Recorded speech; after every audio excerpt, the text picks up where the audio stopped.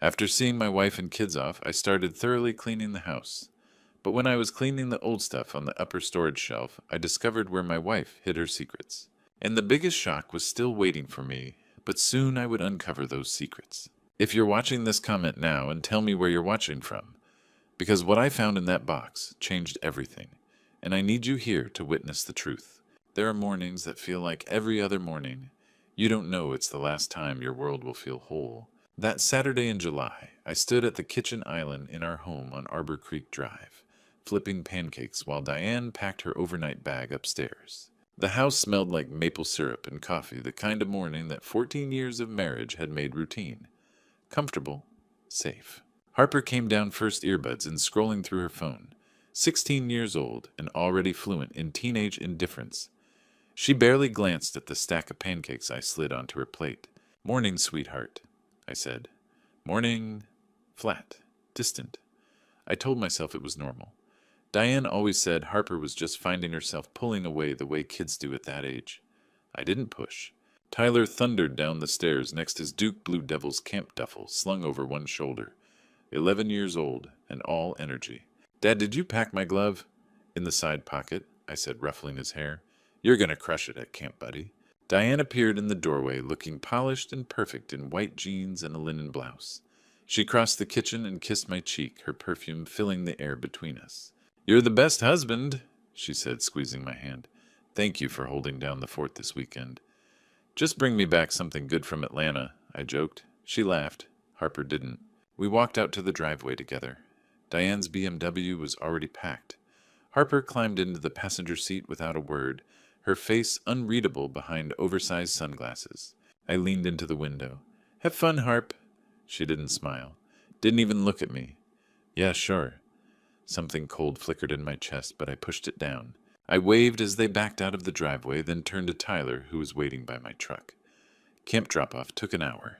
By the time I got back home, the house was silent, empty in a way that should have felt peaceful but didn't. I needed to move, do something. The garage had been on my to-do list for months. I rolled up my sleeves and got to work, clearing boxes stacked in the corner old furniture Diane kept saying we'd donate, but never did. It was behind a stack of Tyler's outgrown sports equipment that I found it. A metal storage box, dusty and dented, shoved so far back I almost missed it. No label on the lid, but on the side, barely visible, was a sticker. Jennings, Concord, NC, 2009. Jennings. I didn't know anyone named Jennings. The box was locked. I grabbed a screwdriver from my tool bench and pried it open. Inside were photographs, dozens of them. Diane Younger, maybe in her mid-20s, standing beside a man I didn't recognize. Smiling, holding a baby, kissing him in front of a small house I'd never seen. My hands started shaking. Beneath the photos were documents, official ones, a marriage certificate. Diane Sinclair and Paul Jennings. June 14th, 2006. A birth certificate. Caleb James Jennings. Born March 15, 2002. Mother Diane Sinclair Jennings. A divorce decree. Finalized March 2010. I sat down hard on the concrete floor, the papers scattered around me. My vision blurred. My chest felt like it was caving in. Diane had been married before. She had a son. A whole life she'd never told me about. We started dating in late 2010. Got married in 2012. Harper was born a year later. Tyler, 3 years after that. She'd erased them. Paul. Caleb. Her entire past. And I'd never known. I stared at the birth certificate in my hand, at the date March 2002, and did the math. Caleb would be 23 now, an adult, out there somewhere, and Diane had buried him like he never existed. I'd believed every word she ever told me. You can't unsee the truth once it's in front of you. I sat frozen on the garage floor, my hands still gripping the divorce decree. The concrete was cold beneath me, but I couldn't feel it. Couldn't feel anything except the roar of static in my head. The decree was dated March 2010. Irreconcilable differences. Standard language, clinical and cold. But beneath it was another document, a child support order. Diane was supposed to pay Paul $850 a month for Caleb. $850. I flipped to the back pages. Payment history. She'd paid for 6 months after the divorce, then stopped. Just stopped. There were arrears listed $20,400. She'd abandoned her son, financially, legally, completely. My stomach turned. I reached back into the box, my hands shaking so badly I almost dropped the stack of letters tied with a rubber band. They were from Paul, dated 2009 and 2010. His handwriting was neat controlled, but I could feel the desperation bleeding through the ink. Diane, please don't do this. Caleb needs his mother. We can work this out. You're throwing away 7 years. For what? For money. You've made your choice. Caleb will ask why his mother left. What will you tell him? The last letter was dated April 2010, a month after the divorce was finalized. After that, nothing. I set the letters down and pulled out a small leather journal. Diane's handwriting. I recognized it immediately, the same looping script she used to write grocery lists and birthday cards. But this wasn't a grocery list. Bradley Pierce is a hospital administrator. He has money. This is my chance. Paul is a good man, but he'll never give me the life I deserve. I need to hide all evidence before I start dating Bradley. A clean slate, no baggage. The entries were dated late 2009, months before we met. She'd targeted me, planned it, calculated it, erased Paul and Caleb like they were mistakes she could bury in a storage box and forget. My vision blurred. I couldn't breathe. At the bottom of the box was a burner phone, cheap prepaid, the kind you see in movies. I powered it on my hands, trembling. The text thread with someone labeled T was still there. Harper's on my side. She knows what's at stake. Bradley suspects nothing. Pathetic. When this is over, we'll have everything. The timestamp was from 3 days ago. Harper, my daughter. My 16-year-old daughter was helping her. I stumbled out of the garage, barely made it to the grass before I doubled over and vomited. My whole body shook. My chest felt like it was splitting open. 14 years. 14 years of marriage, of trust, of building a life together. All of it was a lie. I wiped my mouth with the back of my hand and pulled out my phone. My fingers fumbled over the screen, typing with a desperation I didn't recognize. Paul Jennings. Concord, NC.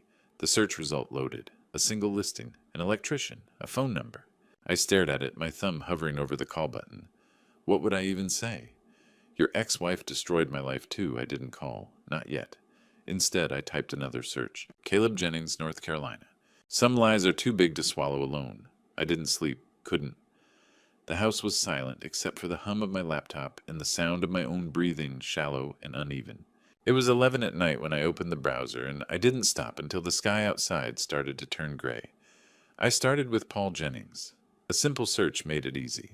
There he was, older than the photos in the box, but unmistakably the same man. Paul Jennings, electrician living in Concord, North Carolina. His profile picture showed him standing beside a woman with kind eyes and graying hair. His wife, I assumed. A second chance. I scrolled through his posts. Pictures of work sites. A truck he'd restored. A few shares about local high school football games. Normal. Steady. The kind of life Diane had walked away from. Then I found Caleb. Caleb Jennings. 23 years old. Mechanical engineer, recently graduated from NC State. His profile was public, filled with photos of job sites, friends, a girlfriend with a bright smile. One post from 6 months ago stopped me cold. Thanks for everything, Dad. Couldn't have done it without you. The photo showed Caleb in a cap and gown, arms slung around Paul's shoulders, both of them grinning. No mention of Diane. Not a single one. Not in his entire timeline. She'd erased herself from his life so completely that he didn't even acknowledge she existed. I stared at that photo for a long time. This kid, this man, had grown up without a mother because Diane decided he wasn't worth the effort. Because I had money and Paul didn't. My hands curled into fists. I forced myself to keep searching. Troy Bennett, personal trainer, elite fitness club on South Kings Drive, Charlotte, 34 years old. His social media was full of shirtless gym selfies, client testimonials, and motivational quotes that made my jaw clench. One photo posted 2 weeks ago showed him at a restaurant I recognized, Amelie's French Bakery, on North Davidson. In the background, barely visible, was a woman in sunglasses. Diane. I zoomed in. It was her. Same hair, same posture, same goddamn perfume I could almost smell through the screen. The rage that hit me was white hot. I wanted to call her. Right then. Scream at her until my voice gave out. Demand answers. Make her admit what she'd done. But I didn't. Because the smarter part of me, the part that had spent 14 years managing a hospital, dealing with crises, making decisions under pressure, knew better. If I confronted her now, she'd spin it, twist it, make me look crazy. She'd done it before, hadn't she, with Paul, with Caleb, with God knows who else. No, I needed evidence. Real, undeniable, ironclad evidence. I opened a new document on my laptop and started typing. Action Plan 1. Troy Bennett, confirm the affair. Get photos, receipts, anything concrete. 2. Paul Jennings, meet him. Find out what Diane did. Build an ally. 3. Finances. Audit everything. Bank accounts, credit cards, transfers. Find out where our money went. 4. Harper. Figure out what she knows. How deep is she in this? I sat back and stared at the list. 4 steps. 4 threads that could unravel everything Diane had built. It was 3 in the morning when I finally closed the laptop. My eyes burned. My head throbbed. But for the first time since I'd opened that box, I felt something other than despair. I felt purpose. Tomorrow night, Diane and Harper would be home. They'd walk through the door with shopping bags and stories about Atlanta, and I'd have to smile. Hug them. Pretend everything was fine. I had 36 hours to learn how to lie as well as my wife did. Money doesn't lie, only people do. Sunday morning came too fast. I made coffee I didn't drink and sat at the kitchen table with my laptop staring at the login screen for our bank account. My hands hovered over the keyboard. This was it. The financial trail Diane thought I'd never find. I logged in. Our joint checking account loaded first. I scrolled through 3 years of transactions, my stomach tightening with every swipe. There it was, a pattern I'd been too blind to see. Withdrawals, every month. $3,200 like clockwork. I opened a spreadsheet and started adding. Month after month. 3 years, $115,200. Gone. I clicked into Diane's business account, the one she'd set up 2 years ago for her real estate work. The one I'd never questioned because I trusted her. Transfers. Regular automated transfers to an account I didn't recognize. I copied the routing number and searched it. Troy Bennett. My wife had been paying her lover's bills with our money. I kept digging. Rent payments to Cedar Street Apartments. $1,850 a month. I pulled up the complex on a map. 20 minutes from our house. A 1-bedroom in a mid-range building. She'd rented him an apartment. I moved to the credit card statements next. Diane's card. The one tied to our account. The charges read like a timeline of betrayal. Jewelry. Men's jewelry. $6,800 at a boutique downtown. I zoomed in on the date 3 months ago, right around our anniversary. The same week she'd told me she was too tired to go out to dinner. Restaurants I'd never been to, expensive ones, the kind with cloth napkins and wine lists longer than the menu. Hotels. In Charlotte, our own city. Why would she need a hotel in the city where we lived? I knew why. Then I saw the shopping charges. $14,900 in the last 6 months. Alone. Department stores. Boutiques. Online retailers. I clicked into the details. Junior sizes, teen brands, Harper. Diane had been buying Harper's silence. I pushed back from the table, my chest tight. The room felt too small, too hot. I forced myself to keep going. Savings account. I pulled it up. The balance sat there in bold numbers, $47,312. I stared at it. That was wrong. I opened the file on my desktop, the budget spreadsheet I updated every quarter. According to my records, we should have $92,000 in savings. $45,000 missing. I scrolled through the history. Transfers out, labeled as home repairs and business investments. Dates that lined up with weekends Diane said she was at conferences. Weekends she'd come home smiling refreshed, telling me how productive the trip had been.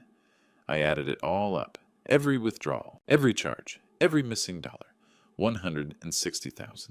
Over 3 years, my wife had stolen or spent on her lover and our daughter more than $160,000 of our money. I took screenshots. Every statement, every charge, every transfer. I emailed them to myself, then to a secure cloud account Daniel had set up for me years ago for hospital files. Then I printed everything. 2 copies. One went into the safe in my office, the other into an envelope I'd mail to Daniel tomorrow. Evidence. cold, undeniable, documented. I sat back in my chair and let the weight of it settle over me. Diane hadn't just lied to me. She'd robbed me. Systematically, for years. And Harper had helped her do it. There was still one more place I needed to look. One place I'd been avoiding because part of me didn't want to know. My daughter's room. The worst betrayal comes from the people who call you dad. I stood outside Harper's door for a full minute before I opened it. This was her space, her privacy. For 16 years I'd respected that. Knocked before entering, never snooped. But that was before I knew what she'd become. The door swung open. Her room was pristine, too pristine. The bed was made with hospital corners. Her desk was organized, everything in its place. Nothing like the teenage chaos I had expected. On her dresser sat a row of shopping bags, designer logos I recognized from the credit card statements. I walked over and looked inside. A leather belt, still wrapped in tissue paper. The price tag was tucked inside $450. I pulled it out. Gucci. I moved to her closet. It was full. Clothes with tags still attached. Jeans that cost more than my work shoes. Dresses I'd never seen her wear. A purse sitting on the top shelf, cream-colored with gold hardware. I pulled it down and checked the tag inside. Louis Vuitton, $2,200. My hands shook. Harper was 16 years old. She had no job, no income. Every dollar she had came from me, from the money Diane had stolen. I turned to her desk. Her laptop was closed, but beside it was a journal. Small leather bound with a ribbon bookmark. I hesitated. Then I opened it. The entries were recent, written in Harper's looping handwriting, the kind they still taught in middle school. Mom says if I help her, I'll get everything I want. She'd promised. Recorded Dad today. He was yelling about something at work. Perfect. Mom says we can use it. Finally, I don't have to be the poor one anymore. Emma's gonna freak when she sees my new bag. I flipped forward. More entries. Each one worse than the last. Mom says Dad's cheap, that he's been holding us back. She says after the divorce we'll have the house, the money, everything.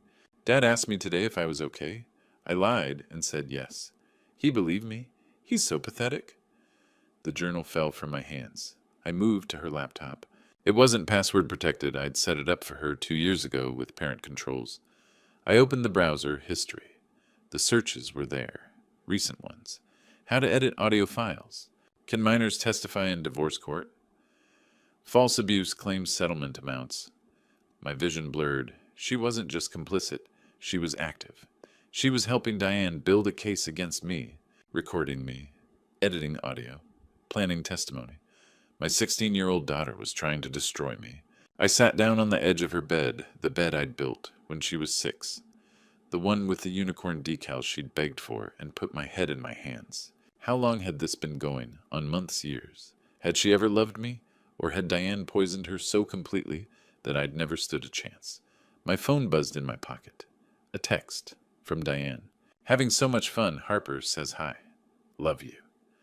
There was a photo attached, the two of them in front of some boutique in Atlanta. Diane's arm around Harper's shoulders, both of them smiling, happy. A perfect lie. I stared at the screen.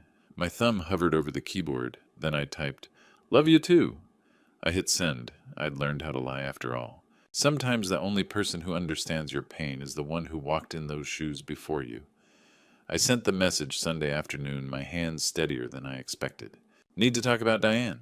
Paul responded within 10 minutes. Common Grounds Coffee, Concord, 3 p.m. The drive took 40 minutes. I spent most of it rehearsing what I'd say. How do you tell a stranger that his ex-wife destroyed your life? The same way she destroyed his Paul was already there when I arrived. 47, maybe. Broad shoulders, work-worn hands wrapped around a coffee mug. He looked up when I walked in, and I saw the recognition in his eyes. Bradley, he said, standing to shake my hand. Paul. We sat. For a moment, neither of us spoke. Then Paul leaned back and let out a long breath. So, she did it again. I nodded. How long were you married? I asked. 4 years. Together since 2005. Married in 2006, right after Caleb turned 4. He paused. She was different back then, or maybe I just didn't see it. When did it change? 2009. She started wanting more. Better house, better car, better life. He shook his head. I'm an electrician. I made decent money. but it wasn't enough. She met me that year, I said quietly. Paul looked at me. No anger, just resignation. You were a hospital administrator. She was selling houses to doctors. Yeah. She saw an opportunity. His voice was flat. Filed for divorce in late 2009. I begged her to stay. She said I was holding her back. I thought of the journal, the letters, the coldness in every word Diane had written. The child support. She paid for 6 months, then stopped. Paul stared into his coffee. I couldn't afford to chase her. I had Caleb to raise. Caleb. Broke his heart. He kept asking why Mommy didn't come home. Paul's jaw tightened. How do you explain that his mother chose money over him? The door chimed. I looked up. A young man walked in, tall, dark-haired, with Paul's build and Diane's eyes. He saw us and hesitated. Paul waved him over. Caleb, this is Bradley Pierce. Caleb sat down across from us, his expression guarded. So you're the reason she left. The accusation hung in the air. No, I said. I didn't know about you. She lied to me the same way she lied to your dad. Caleb studied me, then slowly he nodded. You got kids. 2. Harper's 16, Tyler's 11. She playing them too? I thought of the journal, the shopping bags, the recordings. Harper, yeah. Tyler doesn't know yet. Caleb leaned back, his arms crossed. My mom's really good at making people think she loves them, right up until she doesn't need them anymore. I'm finding that out. Paul cleared his throat. What are you going to do? Divorce. Fight for custody of Tyler. Document everything. Caleb looked at his father, then back at me. If you need me to testify about what kind of mother she was, I'll do it. Something loosened in my chest. Thank you. We talked for another hour. Dates, details, evidence. By the time I left, I had a folder full of Paul's documents. Child support records, court filings, letters Diane never answered. Proof. I drove back to Charlotte as the sun set. My phone rang just as I hit the city limits. Diane. I answered. Hey, babe. Her voice was honey-sweet. We're having the best time. Harper found the cutest dress. Can't wait to show you. I gripped the steering wheel. Can't wait to see it. We'll be home tomorrow around 6. Miss you so much. Miss you too. See you tomorrow. I hung up. Tomorrow. When my lying wife came home. And I'd have to look her in the eyes and pretend nothing had changed. The hardest performance is pretending your heart isn't broken. I picked up Tyler from camp Sunday evening. He climbed into the truck with his duffel bag sunburned and grinning, talking nonstop about archery and swimming and the friend he'd made from Raleigh. I tried to focus on his voice, to let it anchor me. Dad, you okay? He looked at me, his smile fading. You look sad. I forced a smile. Just tired, buddy. Long weekend. Where's Mom and Harper? Still in Atlanta. They'll be home tomorrow. We stopped for ice cream on the way home. Tyler got his usual mint chocolate chip, 2 scoops. I watched him across the table, laughing at something on his phone, completely unaware that his world was about to collapse. I wanted to freeze that moment, keep him exactly like this, safe, innocent. After Tyler went to bed, I sat in my office and called Daniel Warren. Daniel and I went back to college. Roommates freshman year. He'd gone into family law. I'd gone into hospital administration. We'd stayed close. He answered on the second ring. Bradley, what's up? I told him everything. The box, the marriage, Caleb, the money, Harper, Troy. There was a long silence on the other end. Jesus, Bradley. I need to know what to do. Don't confront her yet. His voice was firm, professional. You need ironclad evidence, photos of the affair, proof she's planning to frame you. Without that, it's your word against hers. How do I get photos? Follow her, or hire someone. I'll do it myself. Bradley, I need to see it with my own eyes. Daniel sighed. Okay, but be careful. Don't do anything stupid. And for God's sake, don't let her know you're onto her. I won't.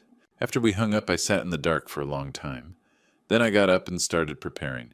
I cleaned the house, vacuumed, did laundry, went to the grocery store and bought fresh pasta tomatoes. Basil, everything I needed to make Diane's favorite dinner. I stood in front of the bathroom mirror and practiced smiling. Hey, babe, how was Atlanta? My reflection stared back at me, hollow, tired. I tried again. Hey, babe, how was Atlanta? Better, softer, believable. I could do this. I had to. Monday morning, 6:15. I heard the sound of Diane's BMW pulling into the driveway. I was at the stove stirring marinara sauce, the kitchen filled with the smell of garlic and basil. My hands were steady. My face was calm. The front door opened. "Honey, we're home." I turned, smiled. "Welcome back." Diane crossed the kitchen and kissed me. Her lips were soft, familiar. I tasted lies. "Oh my God, you made dinner. You're the best." She squeezed my hand, her eyes bright and warm. Harper appeared in the doorway, shopping bags in both hands. She glanced at me, then looked away. "Hey, Harp," I said. "Good trip." "Yeah. Let me see what you got." She hesitated, then held up a bag. "Just clothes." $2,200 worth. I smiled. "Can't wait to see them." Diane wrapped her arms around my waist from behind, resting her chin on my shoulder. "I missed you so much." I put my hand over hers. "Missed you too." Tyler came bounding down the stairs, crashing into Diane with a hug. She laughed bright and genuine and ruffled his hair. For a moment we looked like a normal family. But I knew the truth now, and tomorrow I'd start gathering proof. Acting is easy when your audience doesn't know there's a performance. Monday night. The four of us sat around the dinner table like we had 1,000 times before. Pasta, salad, garlic bread. Tyler was still riding the high from camp, talking nonstop about the rope course and the counselor who could do backflips. Diane smiled and laughed in all the right places, her hand resting on mine. "Atlanta was amazing," she said, turning to me. "Harper and I had the best time. Mother-daughter bonding, you know." "That's great," I said, keeping my voice light. "What did you guys do?" "Oh, shopping, obviously. Lunch at this incredible little bistro. We even got pedicures." She wiggled her toes, showing off coral-painted nails. Harper said nothing. She sat across from me, eyes glued to her phone fingers scrolling. She hadn't looked at me once since they got home. I noticed the jewelry, a delicate gold bracelet on her wrist. New. Expensive. "That's pretty, Harp," I said, nodding toward it. She glanced up, startled. "Thanks. Birthday gift." "No, just Mom got it for me." Diane squeezed my hand. "She deserves something special." I smiled. "Of course." Tyler, oblivious, piped up. "Did you get me anything?" Harper's eyes flicked to Diane, then back to her phone. "That's private." Diane shot Harper a warning look. "Just a flash. Gone in a second. But I saw it." Tyler frowned. "What does that mean?" "It means mind your business." Harper snapped. "Hey," I said gently. "Be nice to your brother." Harper's jaw tightened. She said nothing. The rest of dinner passed in forced pleasantries. I asked Diane about work. She asked about the hospital. We talked around each other like actors reading lines. After dinner, Diane wrapped her arms around me in the kitchen, her head on my chest. "I missed you so much," she whispered. I put my arms around her, felt the warmth of her body, smelled her perfume. "Missed you too." She tilted her head up and kissed me. Soft, lingering. I kissed her back. Every part of me wanted to shove her away, to scream, to demand the truth, but I didn't. I held her, kissed her, played my part. Later that night, Diane went to bed early. Exhausted from the trip, she said. I told her I had some work emails to catch up on. I waited until I heard her breathing slow, deep, even. Then I slipped into the bedroom. Her phone was on the nightstand charging. I picked it up carefully, my heart pounding. The password was Tyler's birthday. It always had been. I unlocked it. Text first. I scrolled to the thread with T, deleted. All of it. Wiped clean since this morning. But she couldn't delete the call log. There it was. Troy. 4:17 p.m. 2 minutes. Today. This afternoon. She'd called her lover on the drive home from Atlanta, probably while Harper sat beside her in the passenger seat. My hands shook. I took a screenshot. Sent it to myself. Deleted the sent message from her phone. Then I put the phone back exactly where I'd found it. I walked downstairs and sat in the dark living room staring at nothing. She'd kissed me tonight. Told me she missed me. Held me like I was the only man in the world. And 4 hours earlier she'd been on the phone with him. The next morning, Diane came downstairs dressed for work. Navy blazer, heels, hair pulled back in a neat ponytail. "I've got showings all day," she said, pouring coffee into a travel mug. "Probably won't be home until 6. "No problem. I'll pick up Tyler from practice." She kissed me goodbye. Sweet, quick, routine. Love you. Love you too. I watched her walk to the car, watched her pull out of the driveway. Then I grabbed my keys and followed. Seeing is believing, and believing is agony. I kept 3 cars back, far enough that she wouldn't notice, close enough that I wouldn't lose her. Diane's BMW moved through morning traffic with ease. She didn't head toward her office on Tryon Street. Instead, she turned south, winding through the streets of South End. My grip tightened on the steering wheel. She pulled into the parking lot of Cedar Street Apartments, the same complex I'd seen on the bank statements. $1,850 a month. I parked across the street, half hidden behind a delivery van. Diane stepped out of her car phone in hand heels clicking on the pavement. She didn't look around, didn't hesitate. She walked straight to Building C and pulled out a key. Her own key. She let herself in like she'd done it 1,000 times. I waited. My heart hammered in my chest. My hands were slick with sweat. 5 minutes passed, then 10. I raised my phone camera ready.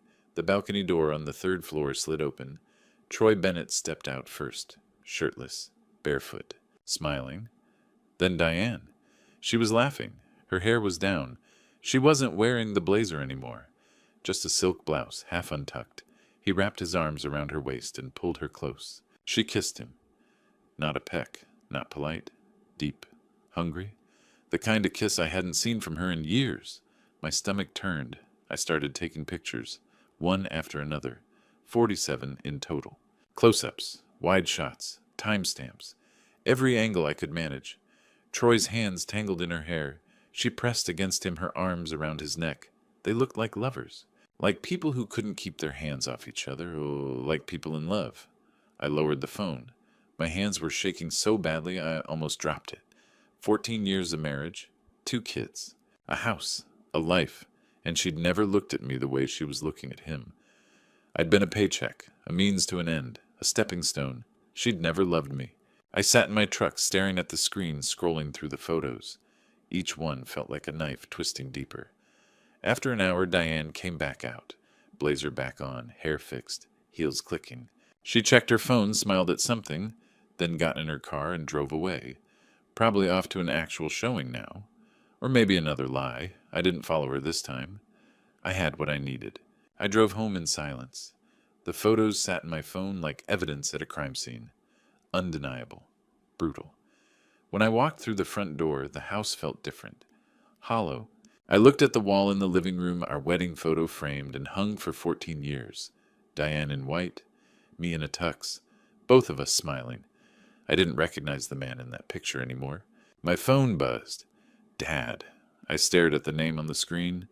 Walter Pierce, 68 years old, retired cop, functional alcoholic. The man I'd kept at arm's length for the last 5 years because I couldn't handle his demons. But suddenly I needed to see him. I needed to know if he'd known all along.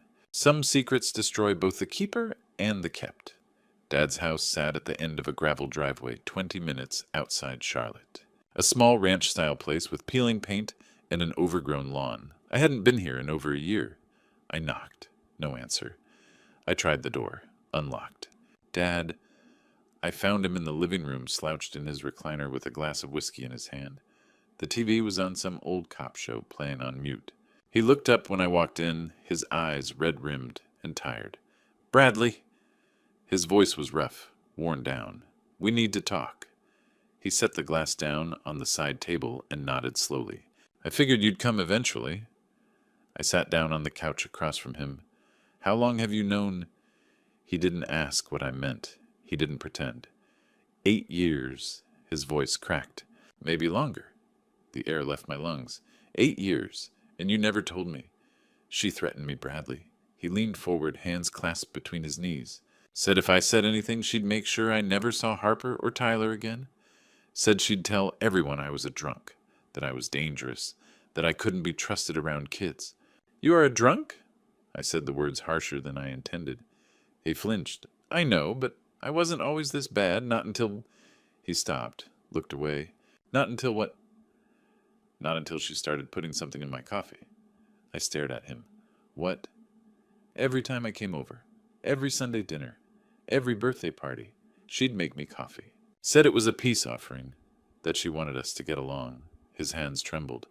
An hour later, I'd be dizzy. Couldn't think straight, couldn't drive. I'd black out sometimes, wake up hours later with no memory of what happened. My chest tightened. Dad, I thought it was the drinking. Thought I was losing it, so I drank more to cope, which made it worse. He looked at me, his eyes hollow. She was gaslighting me, Bradley, making me think I was crazy, making everyone else think it too. I thought back. Sunday dinners. The way Diane always insisted on making Dad's coffee. The way she'd smile and say, Walter, you look exhausted. Maybe you should lie down. The way he'd stumble, slur his words. Fall asleep on our couch, and I'd believed her. Believed she was trying to help. Believed he was just getting worse.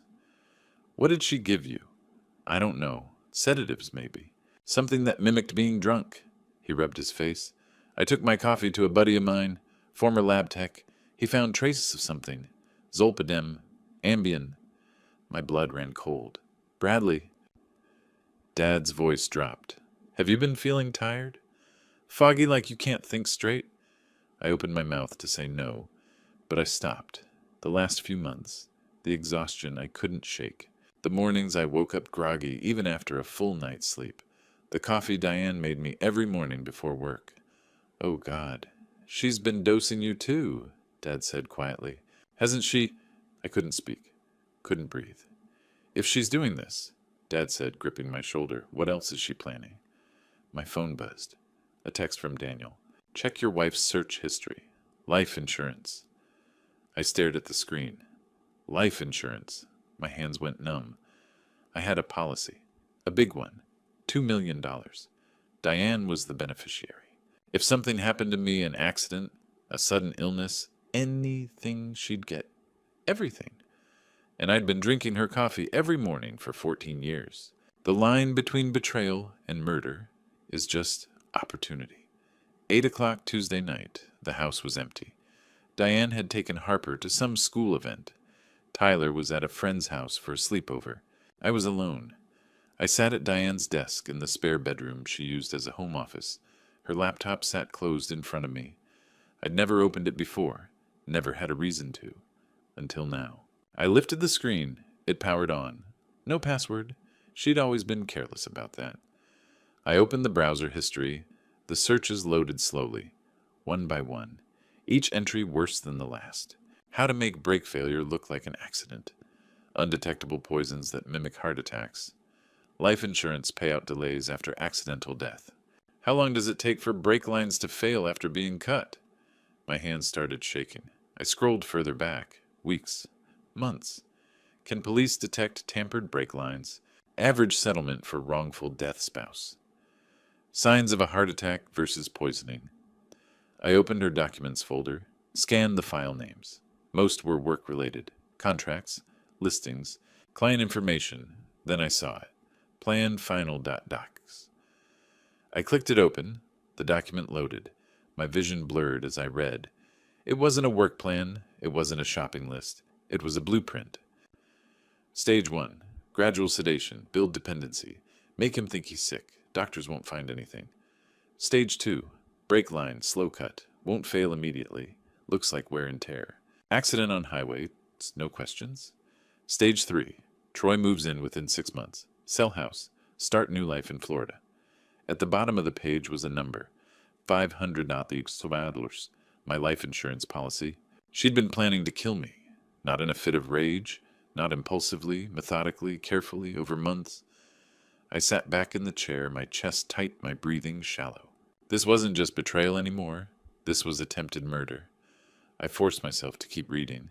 There was more. A draft will, leaving everything to Troy Bennett, the house, the savings, the 401k, even custody of Tyler. She'd thought of everything. I closed the laptop and walked outside to the driveway.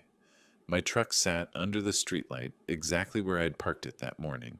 I knelt down beside the front tire and pulled out my phone, turning on the flashlight. I crawled underneath.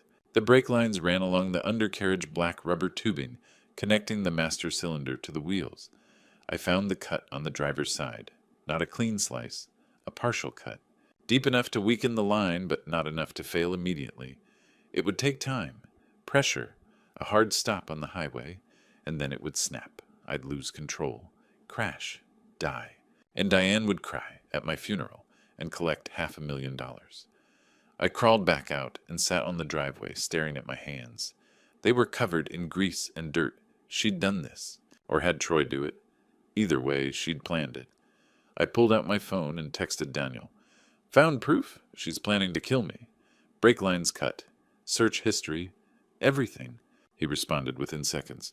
Do not confront her alone. Call the police. Now. I stared at the message. Then I stood up, walked back inside, and grabbed a small voice recorder from my office drawer. The kind I used for hospital meetings. I placed it behind a row of books on the living room shelf. Hidden. Recording. Tomorrow I'd confront her. Not alone. In front of Harper. Let my daughter see exactly who her mother really was. Truth cuts deepest when it comes from your own child. 4:00 Wednesday afternoon. I texted Harper to come downstairs. Tyler was still at his friend's house. Diane was at a showing or so, she said. It was just the two of us. Harper walked into the living room phone and hand earbuds dangling around her neck. She looked annoyed. What? I gestured to the couch. Sit down. We need to talk. She rolled her eyes but sat. If this is about my grades, it's not. I placed the folder on the coffee table between us. It's about your mother. Her expression shifted, guarded. What about her? I opened the folder, pulled out the first document, the marriage certificate. Paul Jennings, Caleb. Your mother was married before. She has a son, Caleb. He's 23. Harper barely glanced at it. So that's her past. She abandoned him, stopped paying child support, erased him from her life. Maybe she had a reason. I pulled out the bank statements next. The highlighted withdrawals, the transfers to Troy. She's been stealing from us. $160,000 over 3 years. She's been paying for her boyfriend's apartment, buying him gifts, with our money. Harper's jaw tightened, but she didn't look surprised. You already knew, I said quietly. She looked away. I pulled out the photos. 47 images of Diane and Troy on the balcony, kissing, holding each other. Harper's face went pale. She's cheating on me, has been for years. My voice was steady, controlled. And you've been helping her. I haven't. The journal, Harper, the recordings, the fake evidence, I know everything. Her eyes filled with tears, but not the kind that come from guilt, the kind that come from anger. You don't understand, she said, her voice breaking. Mom said you were holding us back, that you were cheap, that if we got rid of you, we'd finally have the life we deserve. The words hit me like a punch to the gut. Got rid of me, she didn't answer. I pulled out the last document, the draft will, the one leaving everything to Troy Bennett. Look at this, Harper. Look at who she's leaving everything to. Harper took the paper, read it. Her hands started shaking. She's leaving you nothing. Zero. You think you're getting the house, the money, the life she promised you. I leaned forward. She's cutting you out. Just like she cut out Caleb? Harper's face crumpled. No, she wouldn't. And this. I pulled out the search history, the plan final document.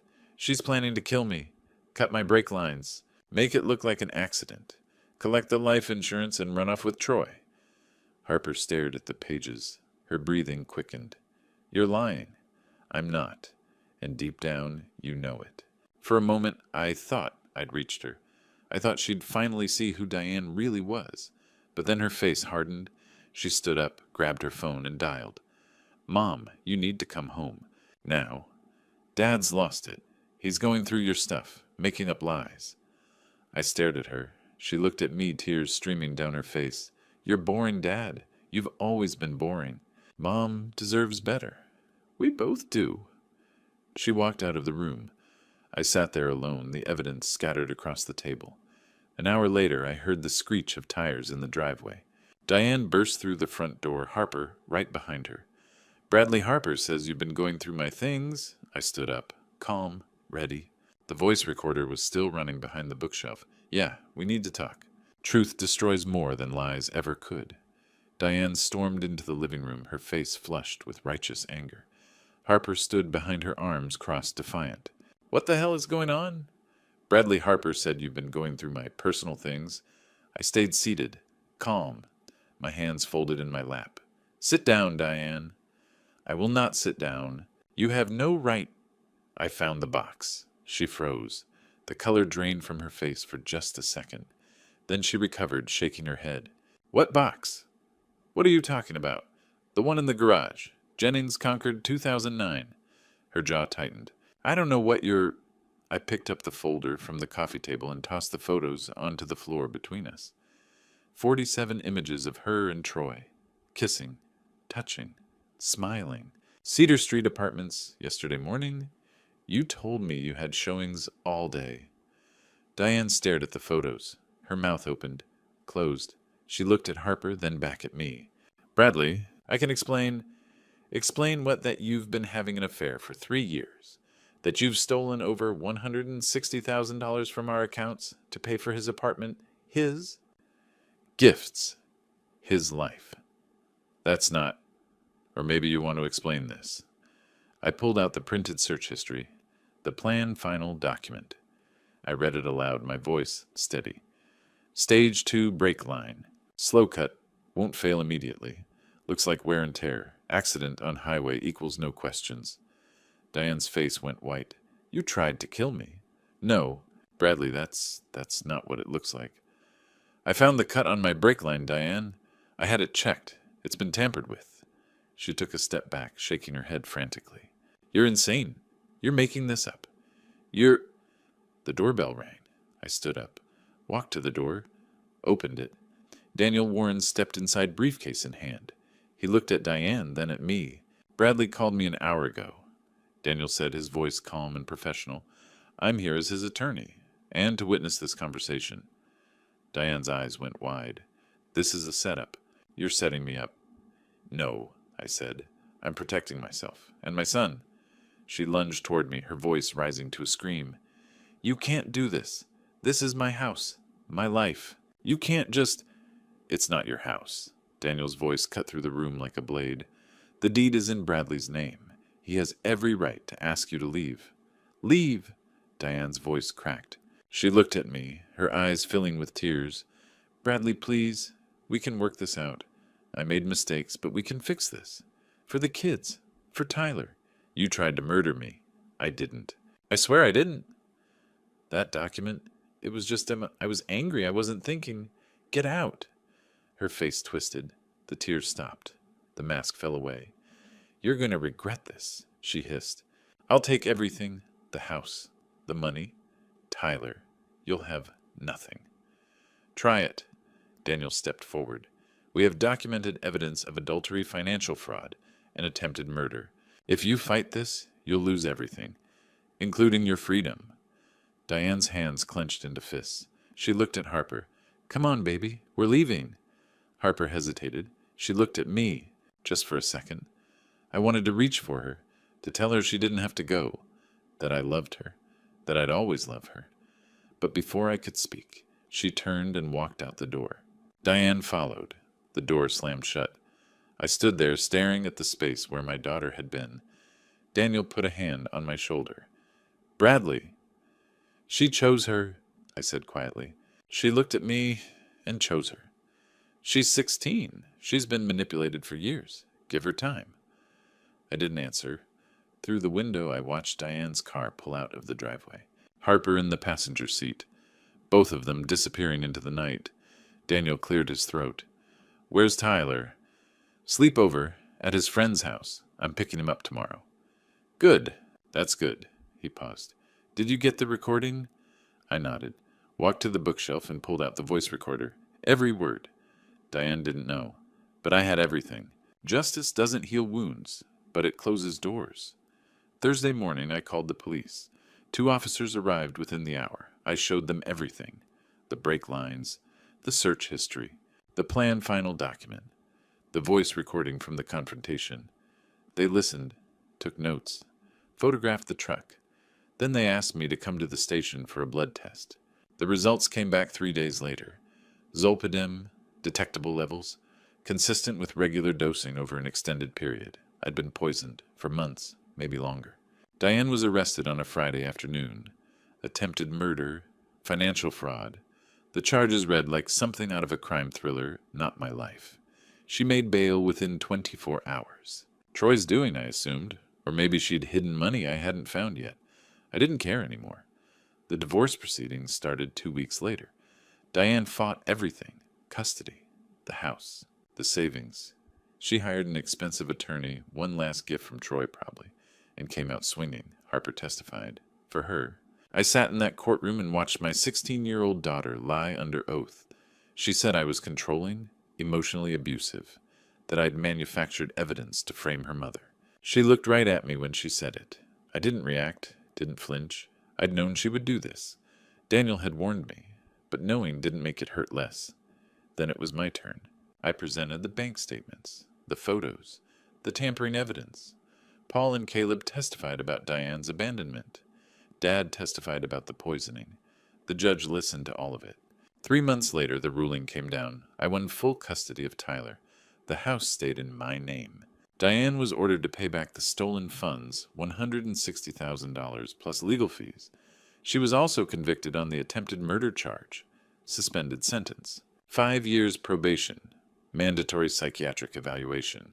Harper wasn't named in the custody order. At 16, she could choose where she lived. She chose Diane. They moved into a small apartment across town. No more BMW. No more designer bags. Troy had disappeared the moment Diane's accounts dried up. Turns out loyalty has a price. I picked Tyler up from his friend's house the day after the confrontation. I told him the truth, as much as he could handle. That Mom and I were getting divorced. That he'd be living with me. That Harper had chosen to stay with Mom for now. He cried, asked if it was his fault. I held him and told him it wasn't. That none of this was his fault. He asked if he'd ever see Harper again. I said I hoped so. The first few months were hard. Tyler had nightmares. I took him to a therapist. We started new routines.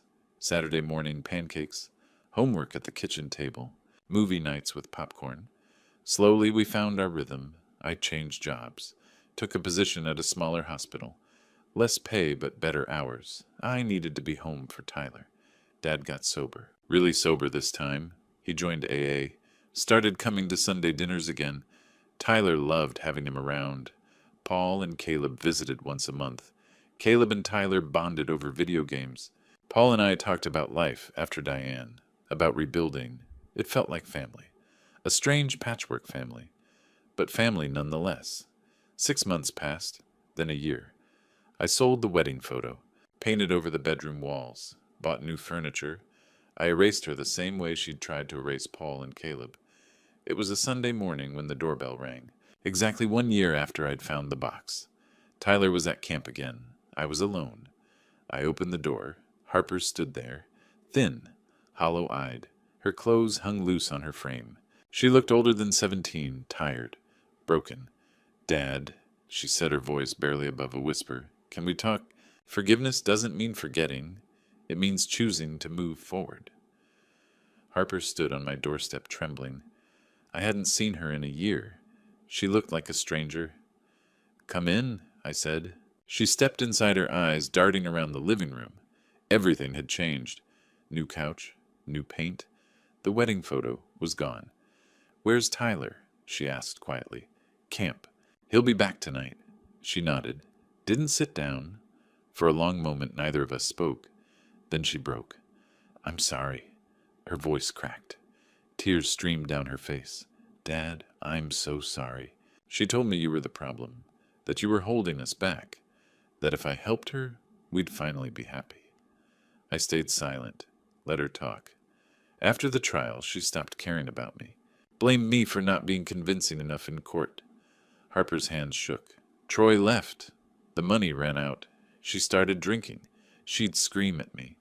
Tell me I was useless, that I'd ruined everything. My chest tightened. A month ago, she told me to leave. Said she couldn't afford to take care of me anymore. Harper looked up at me, her eyes red and swollen. I didn't come here because I had nowhere else to go. I came because I finally understand what she is. And I'm so sorry I didn't see it before. I exhaled slowly. "Sit down, Harper." She sat on the edge of the couch, her hands clasped in her lap. I sat across from her. "You hurt me," I said. "You stood in that courtroom and lied about me. You chose her over Tyler. Over me." "I know." Tyler's been in therapy for a year. He had nightmares for months. He kept asking why his sister abandoned him. Harper's face crumpled. I want to see him. He's angry, Harper. Really angry. And he has every right to be. I leaned forward. You can come to dinner once a month, no promises. You show up, you apologize to Tyler, and you prove through actions, not words, that you've changed. Harper's eyes widened. You're giving me a chance. One chance. She nodded frantically. Thank you. I won't mess this up. I swear. We'll see. The first dinner was 2 weeks later, a Sunday. Harper showed up early, nervous, carrying a gift for Tyler, a video game he'd been wanting. Tyler didn't hug her, barely looked at her. Hi, Tyler, she said softly. Hi. It was painful to watch, but I let them navigate it. Then the doorbell rang. Paul and Caleb stood there smiling. Hope we're not late, Paul said. Harper froze. She stared at them, confused. Harper, I said, this is Paul Jennings and his son Caleb. They're family now. Caleb stepped forward. Hey, Harper, I'm your brother. Half-brother. Diane's my mom, too. Harper's mouth opened. She shook his hand slowly. You're Caleb. Yeah. She abandoned you. She did. And you're here, Caleb smiled. Sad but genuine. Your dad gave me and my dad a second chance at family. Figured we'd pay it forward. Harper sat down at the table, tears streaming down her face. Paul sat beside her. It's hard when you realize the person you loved wasn't who you thought they were, but you get to choose what happens next. Dinner was quiet, awkward, but we ate together, and for the first time in a year, Harper smiled. Tyler didn't forgive her that night, or the next month, but slowly over time he softened. As for me, I didn't hate Diane anymore. I pitied her. She'd had everything, a family, a home, people who loved her, and she'd thrown it all away for money and a man who didn't even stay. I chose differently. I chose forgiveness, healing, family, and it made all the difference. There are mornings you wake up and realize this isn't the family I thought I had. It's better, because it's real. 2 years after I found that box in the garage, I stood in my kitchen on a Sunday morning, making pancakes again. But everything was different now. Tyler sat at the counter, 17 years old, telling me about his college visits. He wanted to study engineering, like Caleb. Harper was setting the table. She'd moved back in 6 months ago, not because she had to, but because she wanted to. She was in community college now, working part-time, paying her own way, proving every day that she'd changed. The doorbell rang. Dad walked in first, carrying bagels. Sober for 2 years now. His eyes were clear, his hands steady. Morning, son. Morning, Dad. Paul and Caleb followed. Caleb had gotten engaged last month. His fiancée Emma came with them, shy, sweet-fitting, right in. This was my family now, not the one I'd planned, not the one I'd thought I wanted, but the one I'd chosen, and the one that had chosen me back. We sat around the table, 7 of us, passing plates, laughing, talking over each other. It was loud, chaotic, imperfect. It was real. Harper caught my eye across the table. She smiled. Small. Grateful. I smiled back. Tyler leaned over to Caleb, showing him something on his phone. Caleb laughed, clapped him on the shoulder. Brothers. Not by blood, but by choice. No one mentioned Diane. She'd moved to Florida 6 months ago. Alone. Last I heard, she was working as a secretary. No more real estate. No more BMW. No more Troy. I didn't hate her anymore. I pitied her. She'd had everything. A family who loved her. A husband who trusted her. 2 beautiful kids. And she'd traded it all for money.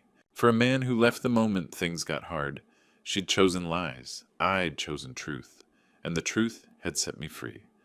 That night, after everyone left, I stood in the garage. The same garage where I'd found the box 2 years ago. I looked at the spot where it had been hidden, behind Tyler's old sports equipment, buried under dust and forgotten things. That box had destroyed my life, but it had also saved it. Because if I'd never found it, I'd still be living a lie. I'd still be married to a woman who was planning to kill me. I'd still be blind. The box wasn't a curse. It was a gift. The gift of truth. I couldn't erase what Diane had done. I couldn't undo the pain, the betrayal, the year I lost with Harper. But I could choose who I became after my world fell apart. I could choose bitterness or healing, revenge or forgiveness, isolation or family. I chose family. I chose truth. I chose to wake up every morning and build something real. I walked back inside, locked the door, turned off the lights. Tyler was already asleep upstairs. Harper was reading in her room. I stood in the hallway and listened to the quiet sounds of my home. This was my life now, not perfect, not what I'd planned, but mine, real, honest, built on truth. And I was exactly where I was supposed to be. Looking back at my story, I realized God had a plan, even when I couldn't see it. That box in the garage, the one I almost threw away, was God's way of showing me the truth before it was too late. And I'm grateful. Because the truth, no matter how painful, is always better than a beautiful lie. If you're reading this, grandpa stories like mine might feel distant, like something that happens to other people. But let me tell you, betrayal doesn't announce itself. It hides in plain sight, in coffee made with love, in smiles that don't reach the eyes, in a daughter who stops looking at you. So here's my advice. Don't be like me. Don't ignore the red flags. Don't let comfort blind you to the truth. Trust, yes, but verify. Protect yourself. Protect your kids. And when God puts that box in front of you, that moment of revelation, don't look away. The lesson I learned: real family isn't built on blood or promises. It's built on truth, forgiveness, and showing up even when it's hard. I was given a second chance at family. Not the one I planned, but the one I needed. And you can have that too. This is a true story. My true story. And I'm sharing it because maybe, just maybe, someone out there needs to hear it. Someone's drinking coffee they didn't make. Someone's ignoring the coldness in their daughter's eyes. Someone's about to find their own box. These grandpa stories aren't just for entertainment. They're warnings. They're lifelines. So if this story touched you, if it made you think, made you check your brake lines, made you look twice at the people you trust, then do me a favor. Leave a comment below. Tell me your story. Share this video so someone else can hear the truth. And subscribe to this channel because the truth is worth spreading. God bless you. And remember, the truth will set you free. These grandpa stories are more than memories, they're lessons. And this true story, it could save your life.